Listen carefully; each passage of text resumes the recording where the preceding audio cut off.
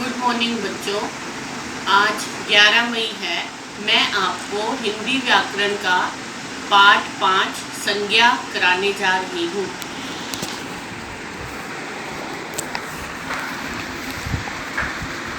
संज्ञा। नाम हम सब की पहचान, संज्ञा कराती उसका ज्ञान। वरुण, बोर्ड पर लिखे नामों को पढ़ो। ऊंचाई, क्रोध, खटास, लिखावट, ताजमहल, पेड़, पेंसिल, भारत, सितार, विनीता, कान्हा, बुढ़ापा, पशु, आगरा, अध्यापक, घृणा, गांव। अब इन नामों को अलग अलग समूह में लिखो।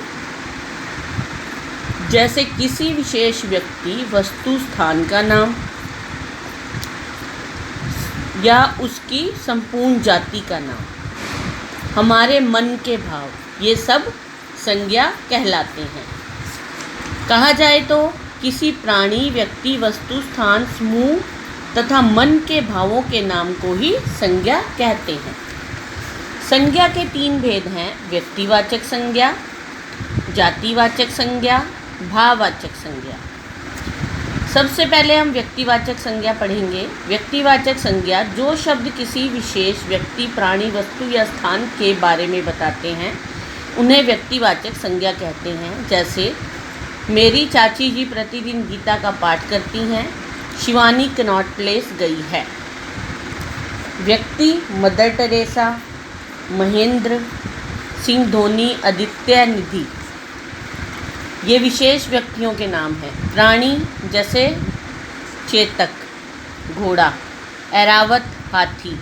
वस्तु यानी रामायण, शिव धनुष यानी शंकर भगवान का धनुष, ये एक विशेष वस्तु है। रामायण एक विशेष पुस्तक है, ग्रंथ है।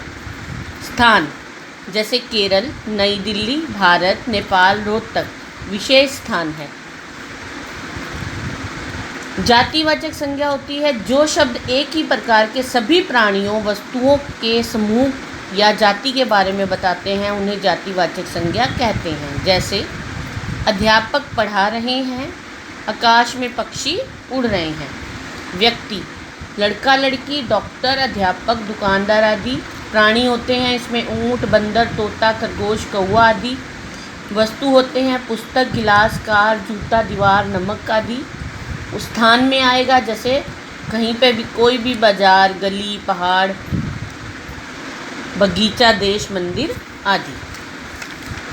उसके बाद है भाववाचक संज्ञा। भाववाचक संज्ञा जो शब्द किसी व्यक्ति या वस्तु के गुण, दोष, अवस्था, स्वभाव या भाव के बारे में बताते हैं वे भाववाचक संज्ञा कहलाते हैं। जैसे पेड़ों की छाया शीतलता प्रदान करती है, यानी छाया उसकी शीतलता है।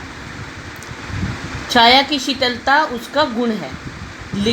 निखिल बचपन में से ही बहुत शरारती है, यह उसकी अवस्था है। थकावट, खुशी, शांति हमारे मन के भाव हैं। द्रव्यवाचक संज्ञा भी होती है एक, जो संज्ञा शब्द द्रव्य अथवा धातुओं के नाम का बोध कराते हैं, वे द्रव्यवाचक संज्ञा कहलाते हैं। जैसे कुम्हार मिट्टी से बर्तन बना रहा है, माँ ने सारा खाना घी में बनाया है। इसके अन्य उदाहरण हैं जैसे सोने से आभूषण बनते हैं, मैं गेहूं की रोटी खाता हूँ, लोहे की हथकड़ी बहुत मजबूत है, चांदी बहुत जल्दी काली पड़ जाती है। समूहवाचक संज्ञा जिन शब्दों से वस्तुओं अथवा प्राणियों के समूह अथवा समुदाय का बोध होता है उसे समूहवाचक संज्ञा कहते हैं। जैसे ग्वाला गायों का झुंड चराने ले जा रहा है, दुर्घटना स्थल पर लोगों की भीड़ इकट्ठी हो गई है। उपयुक्त वाक्यों में झुंड तथा भीड़ शब्द किसी एक प्राणी अथवा व्यक्ति के विषय में नहीं बता रहे, बल्कि वे गायें तथा लोगों के पूरे समूह का बोध करा रहे हैं।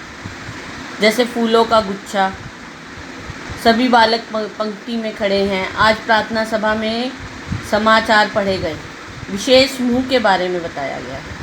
भाववाचक संज्ञा शब्दों की रचना 5 प्रकार से होती है: जातिवाचक से, क्रिया से, अव्यय से, सर्वनाम से और विशेषण से।